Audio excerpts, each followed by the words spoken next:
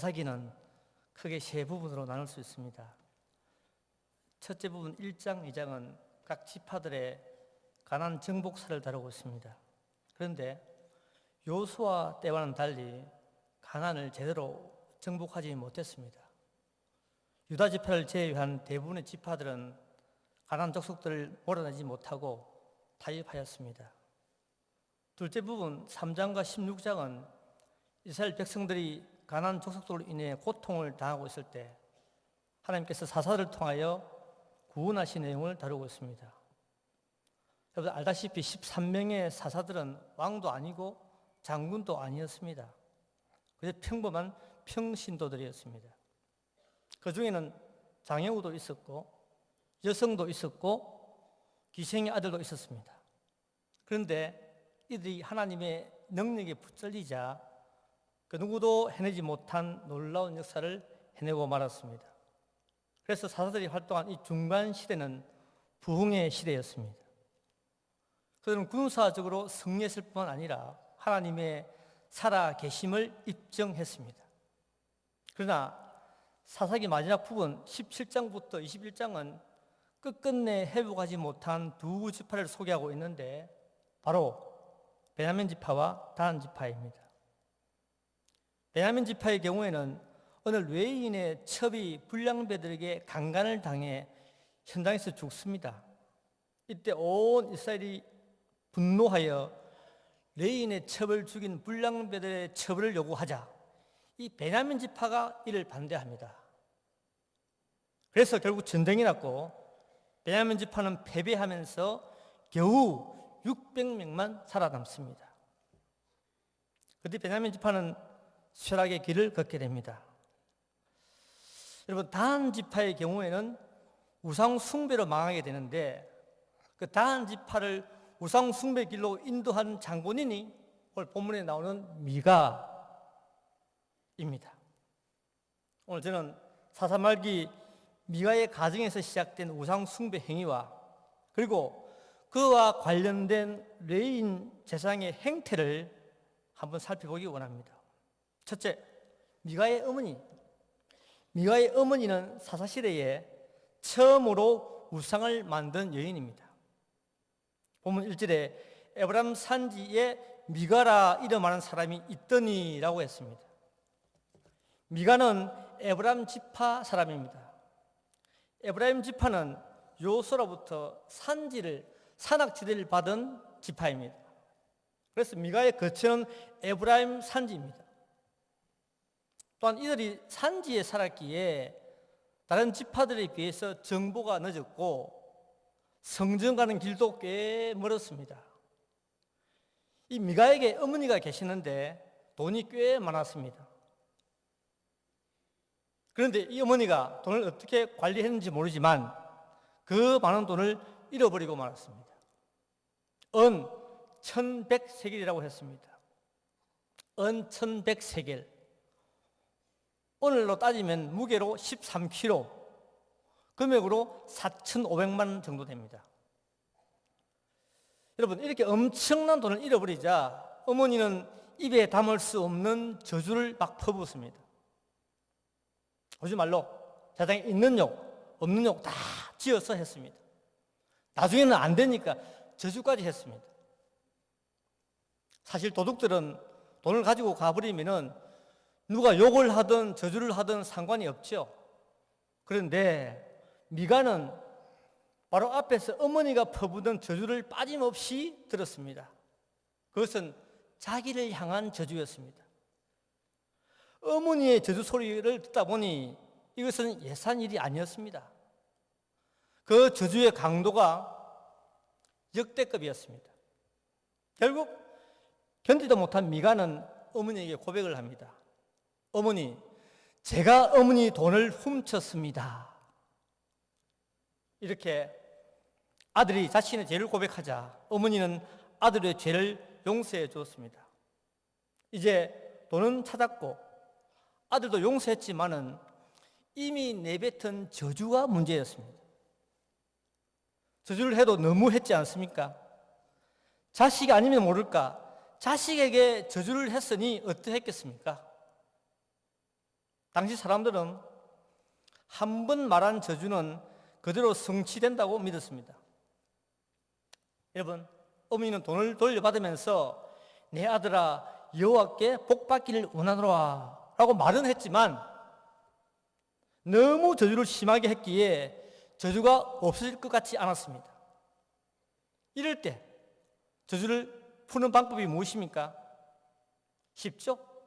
바로 아들과 함께 실로 성전에 가서 하나님 앞에 속건제를 드리면 끝이 납니다. 이것이 저주를 푸는 방법입니다. 그런데 미가의 어머니는요, 속건제를 드리지 않고 자기 소견에 오르는 대로 저주를 해결하려고 했습니다. 그것이 무엇입니까? 바로 아들을 위해 신상을 만든 것입니다. 신상. 그것도 아들이 되돌려 준 것 가운데 200세겔을 가지고 신상을 만들었습니다. 미가의 어머니가 더 웃기는 것은 여호와께 드린다는 명분으로 신상을 만들었다고 성경은 말하고 있습니다.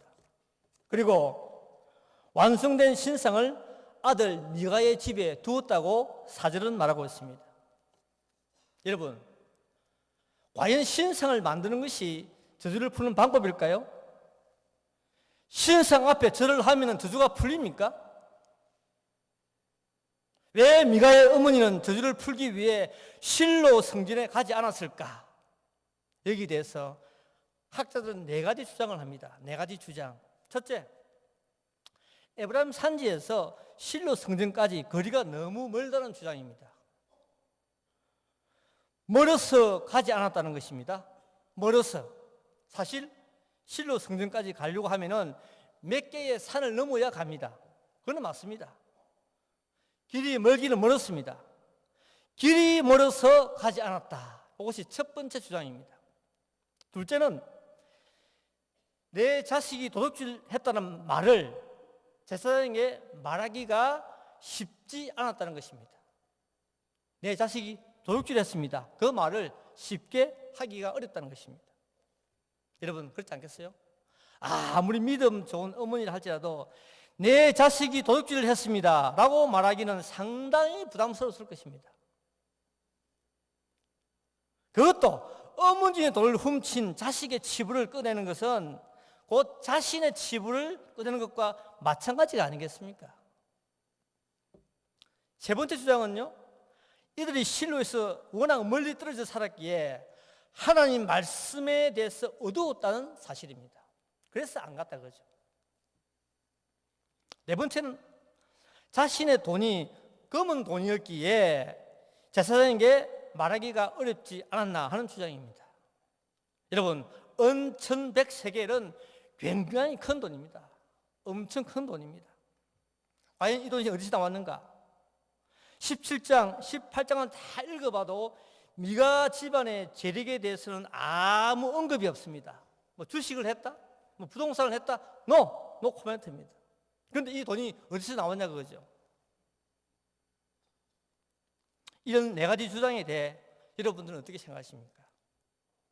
왜 미가의 어머니는 실로 성전에 가서 속건제를 드리지 않았을까? 저는 언급한 4가지 주장보다 미가 어머니의 신앙에 문제가 있다고 봅니다. 미가의 어머니의 신앙은 처음부터 잘못되었습니다. 오늘 본문에 보니까 살펴본 것처럼 미가 어머니의 신앙의 출발점은 하나님이 아니라 돈이었습니다. 돈에 아주 민감했습니다. 돈을 잃어버리자 저주를 막 퍼붓고 돈을 찾자 축복을 기원했습니다. 돈이 없으면 저주이고 돈이 있으면 축복이었습니다. 잘 보십시오, 성경을. 돈을 훔쳐가면 저주받을 사람이고 돈을 돌려주면 축복받을 사람이었습니다. 키포인트가 돈이었습니다. 신앙이 아니고. 이런 구도에서 결국 미가의 어머니는 더 많은 돈, 더 많은 축복을 받기 위해 신상을 만들었던 것입니다. 그리고 이 신상이 나중에 다한 지파에 들어가자 다한 지파는 우상 숭배에 빠져 영원히 역사 속에서 사라지게 만들었습니다.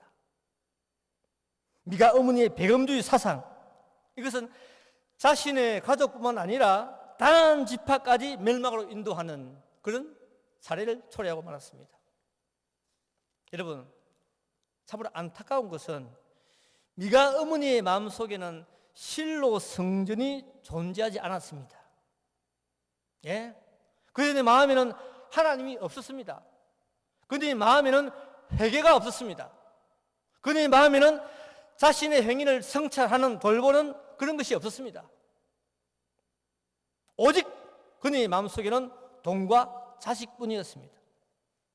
그리고 그 돈과 자식을 위해 마지막 카드로 신상을 만들었던 것입니다. 여러분, 미가의 어머니가 신상을 만든 것은요, 당시로서는 굉장히 엄청난 죄악입니다. 우리가 사사기 성경을 읽어보면 이스라엘 백성들의 죄악이 쫙 이렇게 나열되어 있습니다. 예를 들어 여호와의 목전에서 악을 행했다. 많이 보죠? 여호와 목전에서 악을 행했다. 여호와 외에 다른 신들을 섬겼다. 그런 구절. 그리고 바알, 아세라, 아스타롯, 아람의 신, 시돈의 신, 모압의 신, 암몬 자손의 신, 블레셋 사람들의 신들을 섬겼다고 기록하고 있습니다. 이들이요, 하나님 앞에서 악을 행하고 많은 이방 신들을 섬겼지만은 우방 신상은 제작하지 않았습니다. 네, 신상은 제작하지 않았습니다. 그런데 미가의 어머니는 한 단계를 뛰어넘어 우상을 만들고 신상을 만들었습니다. 또 벨랐죠. 벨란 아줌마였습니다. 사사시대 누구도 생각하지 못했던 우상을 최초로 만든 여인이 미가의 어머니였습니다. 정말 무서운 여자요, 강큰 여자입니다. 하나님을 섬긴다고 하면서 우상을 만들 생각을 했을까요? 이것이 사사 말기의 기독교입니다. 결국 돈이 미가의 어머니를 우상 숭배자로 만들고 말았습니다. 여러분, 돈을 싫어할 사람이 누가 있겠습니까? 그러나 우리 기독 신자들은 돈에 대해 신중해야 합니다. 잘못하면 우상과 연결되어 자신도 망하고 다른 사람들도 패망하기 때문입니다. 돈을 사랑함이 일만하게 뿌리라는 사실을 가슴 깊이 새기시는 성도님들 되시기를 바랍니다. 두 번째, 미가는 편법으로 자기 행복을 추구했던 타락한 종교인입니다. 미가의 어머니는 신상을 만들었습니다. 그리고 그 신상을 자식인 미가의 집에 두었습니다. 여기 중요한 것은 아들의 반응입니다. 반응. 그의 어머니가 만든 신상에 대해 전혀 반대하지 않았습니다. 아들이. 심지어 그 신상을 자기 집에 두는 것도 반대하지 않았습니다. 이런 집안이 어디 있습니까? 어머니, 우상 숭배는 하나님이 금하신 것입니다. 제2계명에 해당됩니다. 우리 자손이 4대까지 저주받습니다. 이거 안 해야 됩니다. 라고 말해야 되지 않습니까? 그런데 노 코멘트, 아무 말도 하지 않았습니다. 여러분들도 아마 들었을 것입니다. 우리 원로 목사님의 둘째 누님이 경남 진해에서 사셨는데 이 누님이 점을 치고 굿을 하면서 생계를 유지했습니다. 한마디로 우상 숭배자였죠. 이 누님의 방 안쪽에는 각종 우상들이 가득 차 있었는데 어느 날 원로 목사님께서 몰래 들어가서 우상들을 부수고 마당으로 던졌다는 그런 간증을 들은 적이 있습니다. 아무리 누님이 우상 숭배하더라도 누님의 생계와 관련된 일이기에 쉽게 손을 댈 수가 없죠. 그럼에도 불구하고 원로 목사님은 우상 숭배가 큰 죄악이기에 그렇게 하셨다고 했습니다. 저와 여러분도 목사님처럼 우상을 때려 부수고 던지면 얼마나 좋겠습니까? 그런데 우리는 원로 목사님이 아닙니다. 하지만 우리가 목사님처럼 그렇게 할 수는 없어도 적어도 신앙인이라면 우상 숭배가 하나님이 금하신 것이라고 말은 해야 되지 않겠습니까? 말은. 오늘 본문에 미가는 어머니의 우상 숭배 행위에 대해 한마디도 하지 않고 그대로 다 수용했습니다. 얼마 전에는 어머니의 돈을 원래 훔쳐 도둑이 되었고 이제는 어머니와 함께 우상 숭배라는 한 배를 타고 말았습니다. 그리고 미가의 집안은 에브라임 산지에서 우상도 믿고 하나님도 믿는 이상한 집안으로 소문이 났습니다. 자식은 어머니 돈을 훔친 도둑이고, 어머니는 에브라임 산지에서 우상을 만든 장본인으로, 집안은 하나님도 믿고 우상도 믿는 이상한 집안이 되고 말았습니다. 그런데 여러분, 문제는 여기서 끝나지 않습니다. 미갈은 어머니보다 한 수 위였습니다. 본문 5절, 우리 본문 5절을 함께 읽어보겠습니다. 시작.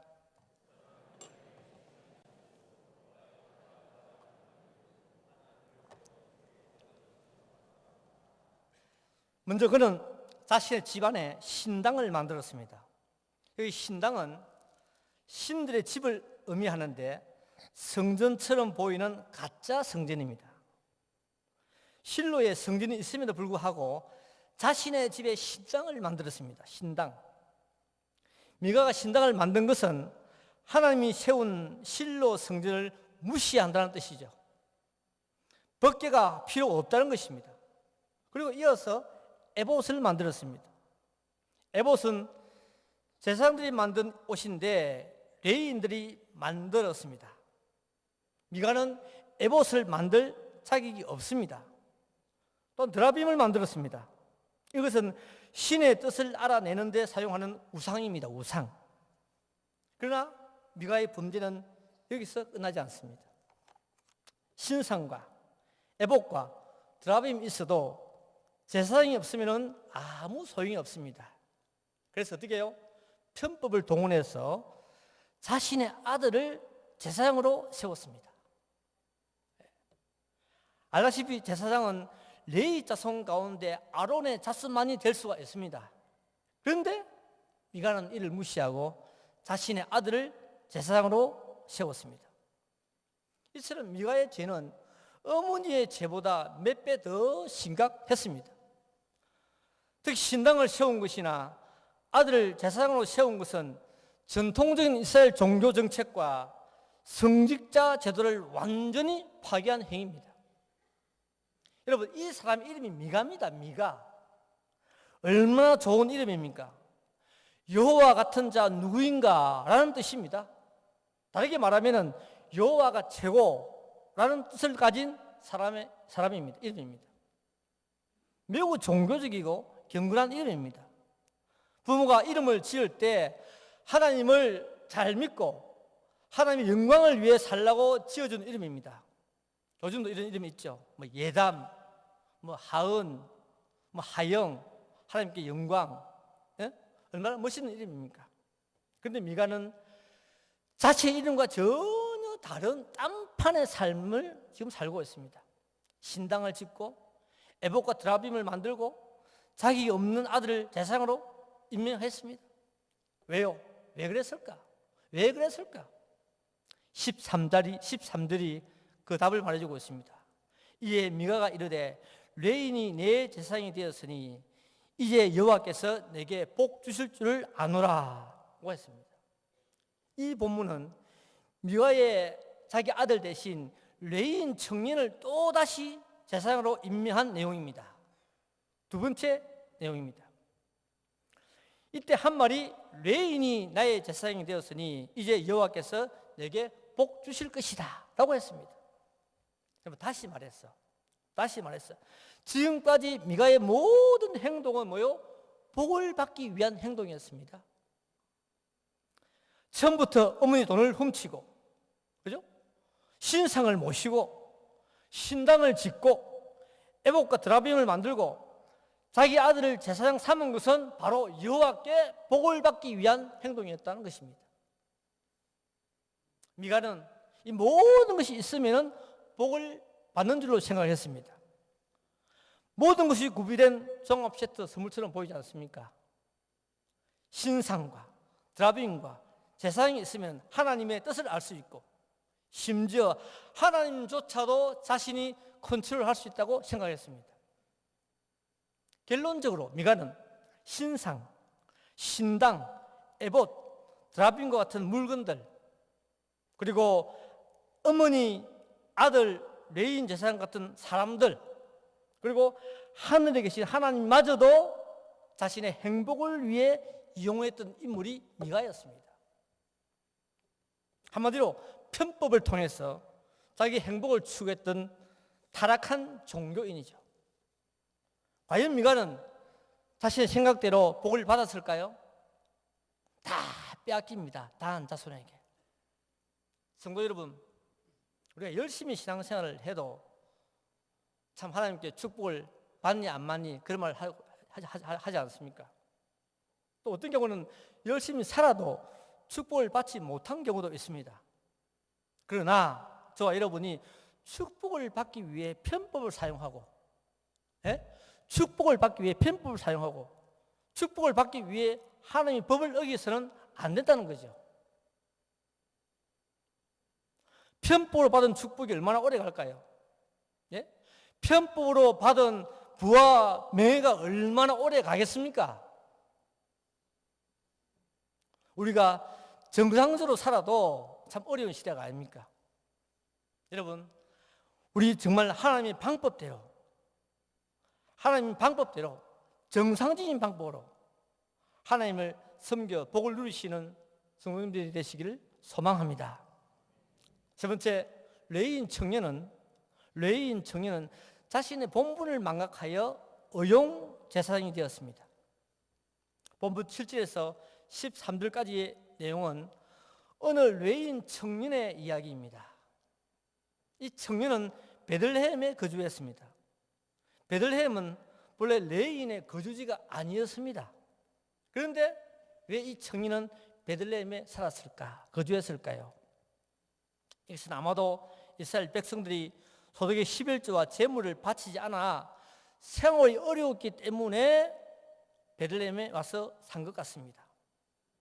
그리고 이 청년은 또다시 얼마 후에 베들레헴에서 미가가 사는 에브라임 산지로 이주하게 됩니다.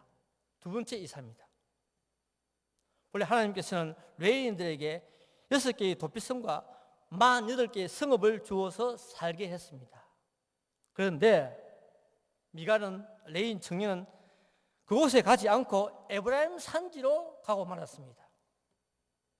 이렇게 거주지를 옮긴 것은 앞에서 말씀드린 것처럼 이스라엘 백성들이 제대로 11조와 제물을 바치지 않았기 때문이었습니다. 레위인들은 백성들이 내는 11조와 제물로 생활하는 자들이 아닙니까? 그런데 백성들이 11조와 제물을 내지 않았기에 이 레위인 청년은 먹을 것을 찾아 이곳저곳을 떠돌게 된 것입니다. 그러니 이 레위인 청년은 비참하게 살 수밖에 없었고 결국 미가의 달콤한 유혹에 넘어갈 수밖에 없었습니다. 미가는 자기 집에 신당이 있고 에봇도 있고 드라빔도 있었지만 딱 한 가지가 마음에 걸렸습니다. 바로 제사장이 자기 아들이었습니다. 자기 아들은 정통 레위인이 아니었습니다. 그런데 어느 날 정통 레위인 청년이 찾아왔습니다. 정말 필요한 순간에 왔습니다. 요즘 말로 하면요, 신의 한 수였습니다. 본문 9절 한번 읽어볼까요? 본문 9절 시작. 미가가 그에게 이르되 너는 어디서부터 오느냐 하니 그가 이르되 나는 유다 베들레헴의 레위인으로서 거류할 곳을 찾으러 가노라 하는지라. 특히 미가는 레위인이라는 말에 마음이 꽂혔습니다. 아, 이 사람이다. 이 사람이구나. 그리고 미가는 조금의 틈도 주지 않고 두 가지를 제안합니다. 10절에. 첫째, 나와 함께 살자.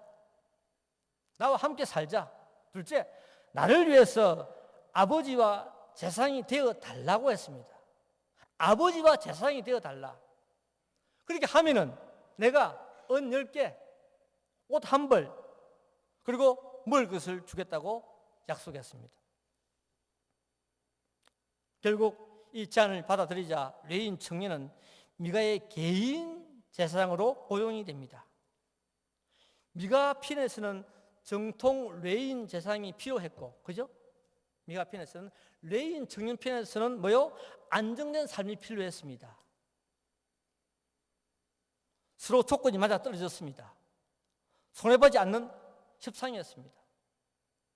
여러분, 우리가 이 과정에서 우리는 레위인 청년의 빗나간 행동을 몇 가지를 보게 됩니다.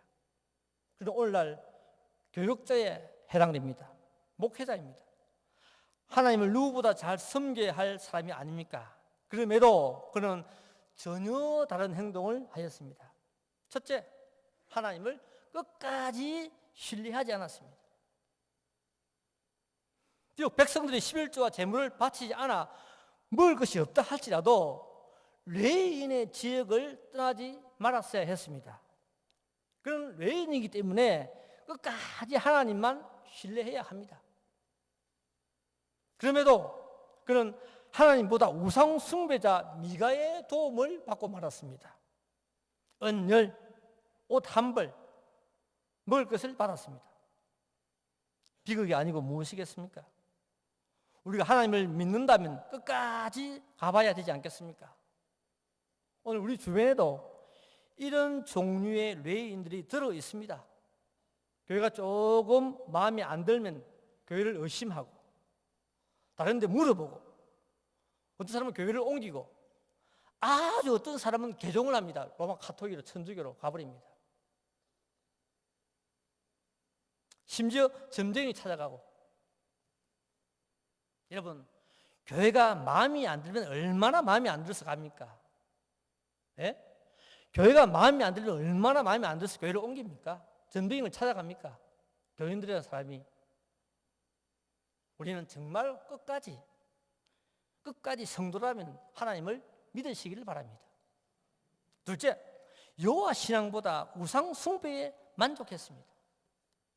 11절에 그 레위인이 그 사람과 함께 거주하기를 만족하게 생각했으니 라고 했습니다. 만족했다고 했어요. 만족했다. 이것은 우상 숭배자의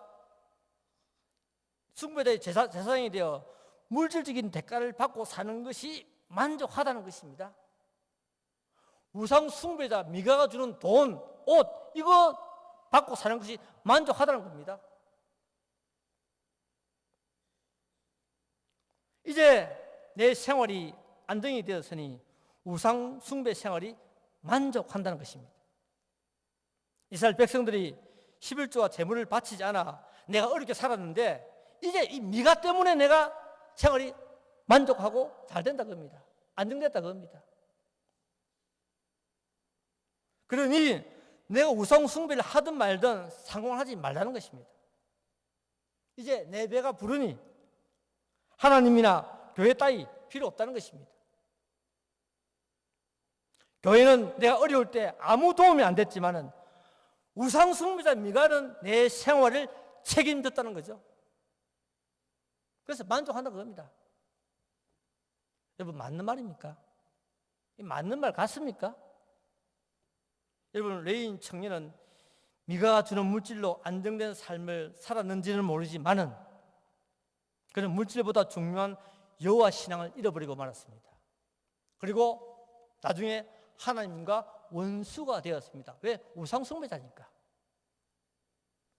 셋째, 제사장직을 수락한 것은 불법이었습니다. 사실 미가가 세운 레위인 청년은 제사장이 될 수 없는 신분입니다. 우리가 사사기 18장 30절을 보면요, 이 레위인의 청년의 이름이 나오는데 요나단이라는 이름입니다. 요나단. 사사기 18장 30절 보면 이 청년의 이름이 나옵니다. 요나단. 근데 그 족보가 나옵니다. 모세의 손자요 게르솜의 아들이라고 했습니다. 모세의 손자라고 했습니다. 모세. 그렇다면 될 수가 없죠. 아론의 자손만이 될 수가 있습니다. 반드시 아론의 자손만이 제사장이 될 수 있습니다. 그럼에도 레위인 청년은 자신의 신분을 숨긴 채 제사장직을 수락하고야 말았습니다. 이 부분에서 미가와 레위인 청년은 하나님의 법을 어겼습니다. 매부 좋고 누이 좋다는 식으로 일을 처리한 겁니다. 결국 미가는 자신의 아들도 가짜 제사장, 지금 레위인 청년도 가짜 제사장으로 세우는 실수를 범했습니다. 여러분, 왜 사사시대가 이렇게 타락의 길을 걸었을까요? 여호와 신앙을 버리고 교회를 멀리하고 헌금을 안 하고 11조 안 바치고 게다가 신상 만들고 신당 짓고 축복을 받기 위해 제사장을 만들어 세우고 왜 그랬을까요? 본문 6절이 말하고 있습니다. 그때는 이스라엘에 왕이 없었으므로 사람마다 자기 소견에 옳은 대로 행했다고 했습니다.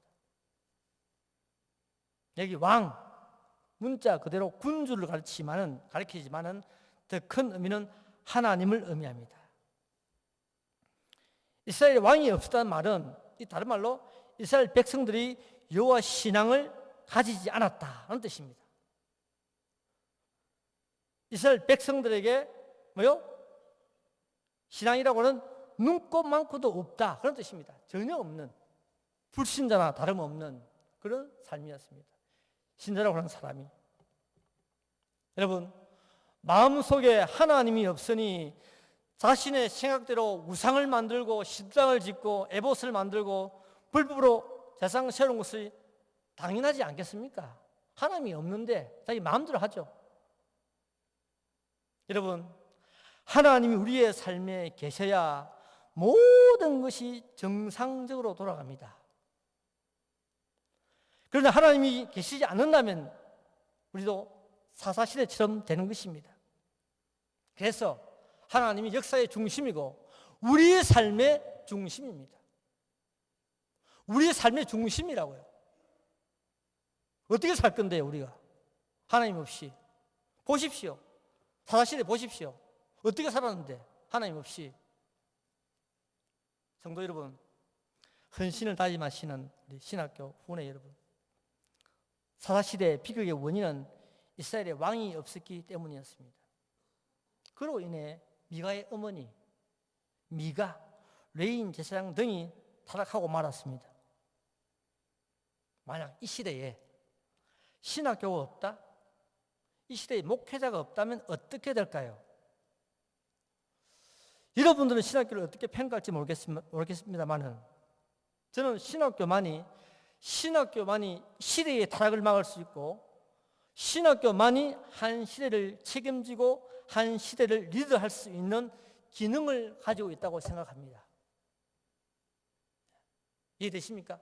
신학교만이 시대의 타락을 막을 수 있고 신학교만이 한 시대를 책임지고 리드할 수 있는 기능을 가지고 있다는 겁니다. 단순히 신학교가 교회와 관련된 일을 넘어서 이 세상을 책임지는 기관이 되어야 한다는 것입니다. 좁은 의미의 신학운동이 아니라 보십시오. 좁은 의미가 아니고 넓은 의미의 신학운동을 말합니다. 그냥 교회 안에서 있는 게 아니고 신학운동을 통해 내가 축복받고 내 후손이 축복받는 그런 단계를 넘어가지고 뭐요? 이 시대와 다음 세대를 생각하는 신학운동이 되어야 한다는 것입니다. 단지 이 시대 보지 말고 내 거 보지 말고 이런 의미에서 우리에게 주어진 신학교 후원의 운동은 이 시대 내가 축복받고 내 후손들이 잘 되라고 주신 것이 아님을 기억해야 됩니다. 그건 아닙니다. 내 잘 먹고 내 잘 되라고 신학교 운동 이거 아니라니까요. 다음 세대입니다. 이 운동은 우리 교회가 받은 사명이며 우리 교회가 받은 십자가입니다. 그리고 이 운동을 믿음으로 잘 감당할 때 많은 교회들이 굳건히 설 것이고 한국 교회가 더욱 새로워질 것이라고 생각합니다. 이것이 진정한 은혜요, 진정한 축복이 아니겠습니까? 믿음으로 신학교 후원의 운동에 동참하여 하나님께 영광을 돌리시는 삶이 되시기를 주님의 이름으로 축원합니다.